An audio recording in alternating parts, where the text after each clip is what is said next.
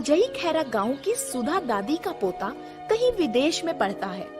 सुधा दादी अकेली गांव में रहती है। सभी जानते हैं कि जैसे ही उसका पोता नौकरी करने लगेगा, वो दादी को अपने साथ विदेश ले जाएगा।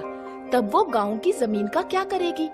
बस यही सोचकर गांव का जमींदार उसकी जमीन पर नजर गड़ाए बैठा था।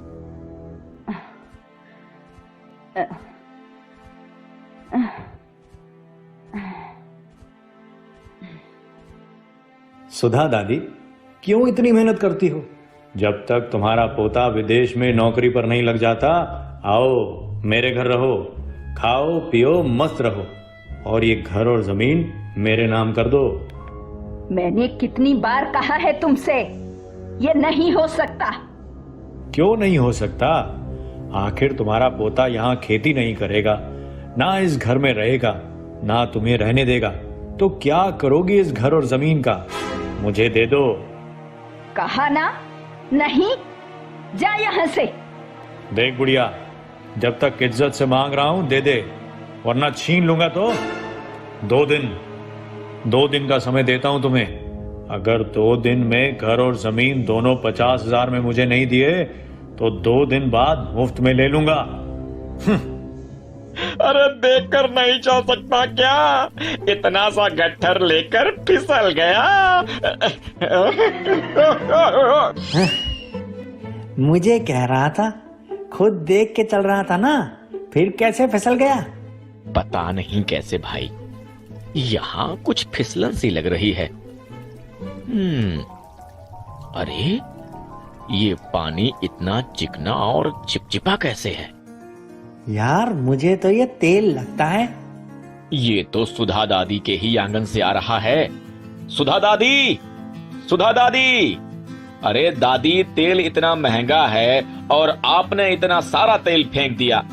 मैं इतना तेल कहाँ से लाऊंगी बेटा? मेरे घर में तो खाने के लिए भी मुश्किल से तेल रहता है।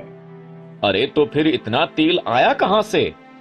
तेल है, और सवेरे से इसे मेरे आंगन के बीचों बीच से बहता देख मैं सोच रही हूँ कि पानी बह रहा है। बधाई हो दादी, मुझे तो लगता है आपकी जमीन से तेल निकल रहा है। क्या है? तेल? हाँ जमींदार साहब, सुधा दादी की घर की जमीन से तेल निकल रहा है। दिन भर से इतना तेल बहा है कि गांव वाले फिसल कर गिर गए। अरे कुछ तो जानवर भी गिर पड़े, मैं खुद देख कर आ रहा हूँ। अच्छा, मैंने कहा था 2 दिन में उसकी जमीन पर कब्जा कर लूंगा। लगता है कल ही कब्जा करना पड़ेगा। और दूसरे दिन जमींदार अपने आदमी के साथ सुधा दादी के यहाँ पहुँचता है तो देखता है आंगन के बीचों बीच से तेल निकल रहा है। पास ही खड़ा एक नौजवान सुधा दादी से बात कर रहा है। जमींदार आगे बढ़कर कहता है, दादी, मैंने कहा था 2 दिन बाद तुम्हारी जमीन पर कब्जा कर लूंगा, पर कहते हैं ना, काल करे सो आज कर, तो मैं आज ही तुम्हारी जमीन पर कब्जा लेने आ गया हूँ। ओ पेपर निकाल। इसकी कोई जरूरत नहीं है। इनकी जमीन से तेल निकला है और जिस जमीन से भी तेल निकलता है उस पर सरकार का कब्जा हो जाता है। अरे ऐसे कैसे हो जाता है? जमीन हमारे गांव की है और मैं यहाँ का जमींदार हूँ। ये गांव इस देश का है और ये देश सरकार का है। फिर सरकार फ्री में जमीन पर कब्जा नहीं कर रही है, पैसे दे रही है। दादी को पूरे 1 लाख दे रही है। बस सिर्फ 1 लाख, और सरकार कमाएगी करोड़ों। देखो भाई, कुछ ऐसा करो कि ये जमीन हमारी हो जाए। और अरे ऐसा कैसे हो सकता है? मुझे सरकार को रिपोर्ट सौंपनी होगी। अरे सौंप देना, कुछ और सौंप देना, सरकारी कामों में तो झोल चलता है। एक काम हो सकता है।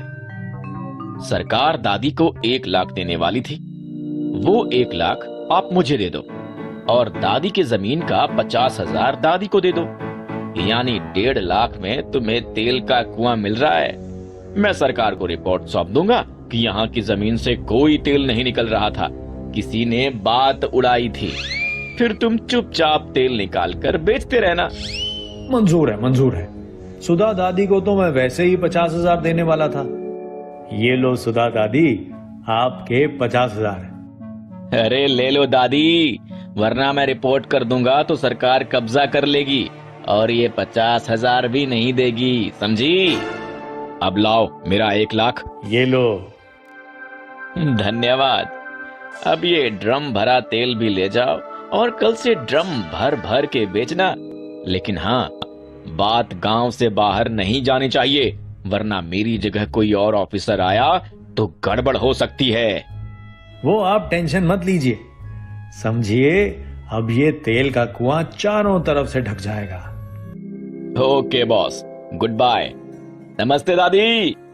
ए भाई, ये ड्रम मेरे घर पहुंचा देना और दूसरा ड्रम लगा देना। कल से करोड़पति बनने की शुरुआत। खुशी में तो आज पूरी रात नींद नहीं आएगी मुझे। मगर दूसरे दिन जब जमींदार अपने आदमी के साथ वहाँ पहुँचता है तो उसे पता चलता है कि सुधा दादी के आंगन से कोई भी तेल नहीं निकल रहा है। हैं? तेल नहीं निकल रहा? ऐसे कैसे हो सकता है? मालिक, मैं सवेरे से खड़ा हूँ कि अब तेल निकले, लेकिन ये तेल निकल ही नहीं रहा। अरे ऐसे कैसे नहीं निकल रहा? कभी कभी कुएं में पानी नीचे चला जाता है, तो तेल क्यों नहीं नीचे जा सकता? खुदाई करो, पता चलेगा। जमींदार साहिब, यहाँ तो कोई पाइप है। पाइप? अरे ये ड्रम कैसा है? अरे जमींदार साहब, ड्रम में तो तेल है। लगता है इसी ड्रम का तेल पाइप से दादी के आंगन में निकल रहा था और हम समझे कि जमीन से निकल रहा है। इसका मतलब वो नौजवान हमें बेवकूफ बना गया। ए बुढ़िया, जो 50,000 उसने तुझे दिलवाए थे वो वापस कर। क्यों वापस करूं? अब तो ये जमीन तुम्हारी है। चुप। 50,000 में ऐसी कचरा जमीन नहीं चाहिए मुझे। 50 वापस कर, वरना। देती हूँ। और सुधा दादी जमींदार के 50,000 रुपए वापस कर देती है। रात को सुधा दादी घर पर सो रही है, तभी वही नौजवान खिड़की से कूदकर अंदर आता है। उसे देखते ही सुधा दादी गुस्सा करती है। तुम बेईमान कहीं के, तुम्हारी वजह से जमींदार मुझसे 50,000 वापस ले गया। अरे ले जाने दो दादी, आपकी जमीन तो आपके पास ही है। अब वो कभी भी आपकी जमीन पर कब्जा करने की कोशिश भी नहीं करेगा। और वो 50,000 रुपए ले गया, ले जाने दो। ये लो उसके बाकी के 1 लाख जो उसने मुझे दिए थे। जमीन भी आपकी और 1 लाख रुपया भी आपका। मैं समझी नहीं। दादी, वो जमींदार मुझे ढूंढता रहेगा मगर पाएगा नहीं, क्योंकि मैं कोई सरकारी ऑफिसर नहीं हूँ, आपके पोते का दोस्त हूँ। विदेश से आया था। आपके पोते ने कहा था कि आपसे मिल लूं। जब मैं आपसे मिलने आया तो मैंने देखा कि जमींदार आपको धमकी दे रहा था। मैंने देखा कि वो आपसे 50,000 की बात कर रहा था। मैंने सोचा कि मैं उससे 1 लाख रुपए लेकर आपको दे दूंगा और आपकी जमीन भी आपकी ही रहेगी। वाह बेटा, आज तुमसे मैंने एक बात सीखी। जिस आदमी को जिस चीज का लालच हो, उसे उसके उसी लालच से मारना चाहिए। हाँ।